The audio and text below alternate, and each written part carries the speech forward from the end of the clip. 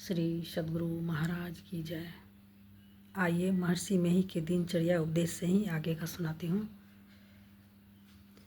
मानस ध्यान में इष्ट के मनोमय स्थूल रूप पर कुछ काल तक दृष्टि स्थिर हो जाए तब शून्य ध्यान करना चाहिए। शून्य ध्यान को ही बिंदु ध्यान, दृष्टि योग आदि कहते हैं। दृष्टि योग में 10 दिशाओं उत्तर, पूर्व, पश्चिम, दक्षिण, इसके चारों कोण और ऊपर नीचे को छोड़कर गुरु निर्दिष्ट स्थान पर दृष्टि को दोनों धाराओं को एकत्र करने का यत्न बताते थे। इसे खोलकर बताने की गुरु आज्ञा नहीं है। जब दृष्टि की धारें एक जगह एकत्र हो जाती है तो दृष्टि ज्योतिर्मय बिंदु उदित होता है और साधक स्थूल जगत से सूक्ष्म जगत में प्रविष्ट हो जाता है। उसके लिए अंधकार नाम की कोई चीज़ नहीं रह जाती। उसके अंदर और बाहर प्रकाश ही प्रकाश रहता है। ऐसे साधक स्थूल संसार पर अधिकार प्राप्त कर लेते हैं। दिव्य दृष्टि प्राप्त हो जाने के कारण कहीं भी कुछ हो रहा है उसे प्रत्यक्षतः देख लेते हैं। किसके मन में क्या क्या विचार हो रहा है,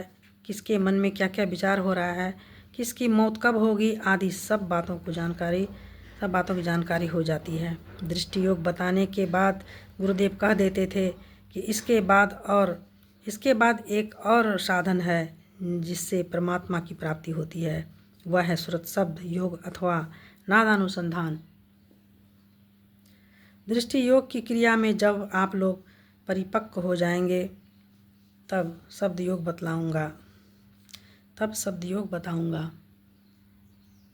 आप लोग झूठ, चोरी, नशा, हिंसा और बेविचार इन 5 पापों से बचते हुए घर गृहस्थी के या जो संसारिक कर्म है करते हुए बताई गई साधना कीजिए।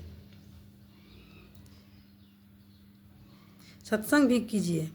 दिन में स्नान के तुरंत बाद शाम में और ब्रह्म मुहूर्त 3 बजे शौचादि से निवृत्त होकर मुंह हाथ पैर धोकर प्रतिदिन नियमित रूप से ध्यानाभ्यास अवश्य किया कीजिए। यह कहकर सब दीक्षार्थियों से कहते कि अच्छा, सब लोग जिस तरह मैंने ध्यानाभ्यास करने बताया हाथ में माला लेकर वैसा कीजिए।